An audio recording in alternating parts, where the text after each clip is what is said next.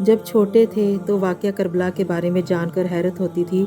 ہمارے ذہنوں میں کئی سوالات آتے تھے کہ اگر سب کوفہ کے لوگ بھی مسلمان تھے تو انہوں نے حضور پاک صلی اللہ علیہ وسلم کے پیارے نواسے حضرت امام حسین کو شہید کیوں کیا اور کیوں ہونے دیا، ان کو شہید کیوں ہونے دیا، اور پھر اگر شہید ہو گئے تو ان کی شہادت کے بعد اتنے مسلمان تھے عرب و عجم کے، ان سب مسلمانوں نے امام حسین کی شہادت کا کوئی بدلہ کیوں نہیں لیا، احتجاج کیوں نہیں کیا، اور اسلامی روایات کے مطابق قصاص کیوں نہیں لیا؟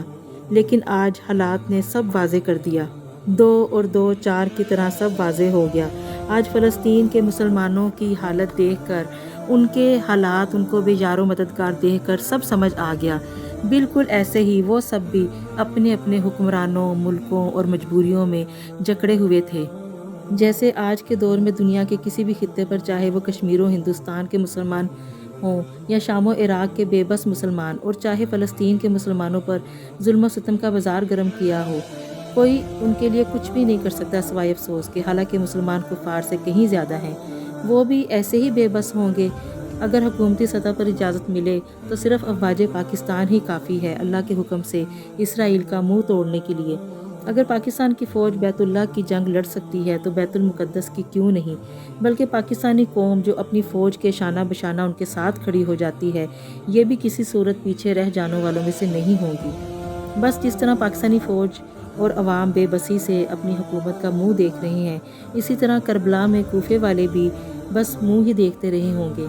ہم اس دور کے جب کربلا کا واقعہ ہوا تھا، وہاں کے مجبور و بے بس مسلمانوں کا سب درد سمجھ سکتے ہیں۔ اب مجھے وہ درد سمجھ آ رہا ہے، جو درد ہر کوئی اپنے دل میں لیے اپنے خطے اور اپنے گھر میں ذہنی آزمائش میں مبتلا ہو کر درد سہ رہا ہوگا۔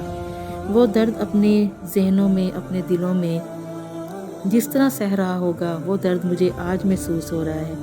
سچ کہتے ہیں کہ سوالوں کے جواب وقت دیتا ہے، اور وقت سے بڑا کوئی استاد نہیں ہوتا، اور جسے وقت سمجھا دے اسے وہ سبق کبھی نہیں بھولتا۔ تاریخ خود کو دہراتی ہے، حق فتح پانے کے لیے ہے اور باطل فنا ہونے کے لیے ہے۔ یاد رکھو، وقت کے فرعونوں، یزیدوں، آج کی تاریخ بھی ضرور بدلے گی۔ اگر کافروں کو دجال کا انتظار ہے تو ہم بھی امام مہدی اور حضرت عیسیٰ علیہ السلام کے راہ دیکھ رہے ہیں، اور پھر فتح کس کے نصیب میں ہوگی اس بات کا علم کفار کو بھی ہے۔ اسی لیے یہ آئے دن اس بات کا غصہ، حسد اور کینہ نکالتے رہتے ہیں، کیونکہ یہ بھی جانتے ہیں، ان سے بہتر کون جاننے والا ہے، کہ اسلام ہی وہ مذہب ہے جو انشاءاللہ غالب ہو کر رہے گا۔ بیت المقدس، مسجد اقصیٰ کی اہمیت کا اندازہ آپ یہاں سے لگائیں کہ اللہ تعالیٰ حضور پاک صلی اللہ علیہ وسلم کی جماعت میں سب کو وہاں پہ بھی کھڑا کر سکتے تھے مسجد حرام میں، لیکن اللہ تعالیٰ یہ بتانا چاہتے تھے کہ مسجد کی اقصیٰ کی اہمیت کے بارے میں، تو انہوں نے حضور پاک صلی اللہ علیہ وسلم کو مسجد اقصیٰ میں وہاں پر مصلی پہ کھڑا کیا اور وہاں پہ امامت کروائی۔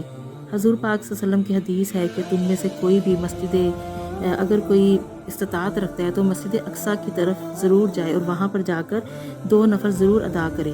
اگر اتنا نہیں کر سکتے تو جو مسجد اقصیٰ کے جو لیمپ ہیں ان کے لیے دیا ہی بھیج دیں۔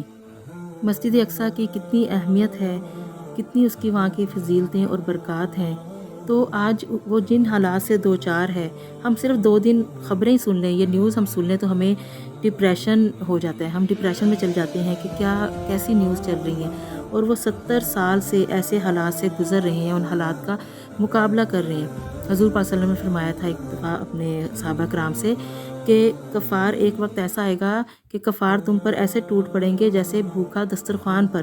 تو وہ حیران ہوئے تھے اور انہوں نے عرض کی تھی کہ اللہ کے رسول، کیا مسلمان تعداد میں کم ہوں گے؟ تو آپ نے فرمایا کہ نہیں، وہ تو کثرت میں اتنے زیادہ ہوں گے کہ جیسے سمندر کی جھاگ۔ اب آپ جھاگ کا وزن کریں تو اس کا کیا وزن ہے؟ یعنی کہ مسلمان تعداد میں زیادہ ہوں گے لیکن ان کی ایمانی طاقت، ایمانی وزن کم ہوگا، اور ان کو وہن کی بیماری ہوگی۔ تو صحابہ کرام نے عرض کیا کہ وہن کیا ہے؟ تو آپ نے فرمایا تھا کہ وہن دنیا سے محبت اور موت سے نفرت، یعنی کہ ان کو زندگی سے پیار ہو جائے گا اور موت سے نفرت ہو جائے گی، موت سے ڈریں گے۔ تو آج کل ایسے ہی حالات ہیں، ہم کیوں نہیں مدد کر رہے؟ کیوں ہم ذہنی طور پہ غلام ہیں اور ویسے بھی غلام بنا دیے گئے؟ سعودی عرب کیوں نہیں مدد کر رہا؟ کیونکہ ان کی جو آئل کی سب سے بڑی کمپنی ہے اس کے شیئرز ہیں امریکہ میں، اور باقی تمام ممالک جو ہیں وہ IMF کے قرضوں میں جکڑے ہوئے ہیں، ڈوبے ہوئے ہیں، تو وہ کس طرح؟ تو یہ کفار نے سب کو ان کی گردنوں سے پکڑا ہوا ہے، جس کی وجہ سے وہ اپنی اپنی مجبوریوں میں بے بسیوں کا رونا رو کے خاموشی سے بس سوائے افسوس کرنے کے اور کچھ نہیں کر سکتے اور اپنی اپنی جگہ پہ بیٹھ جاتے ہیں۔ تو آج فلسطین کے مسلمانوں کو ہمارے افسوس کی ضرورت نہیں ہے کہ ہم گھروں میں بیٹھ کے ان کے لیے افسوس کرتے رہیں۔ ان کو ہمارے ساتھ کی ضرورت ہے، ہمارے مدد کی ضرورت ہے، بالکل اسی طرح جیسے کربلا کے مسلمانوں کو کوفیوں کے وہاں کے لوگوں کے ساتھ کی ضرورت تھی، ان کے افسوس کی نہیں۔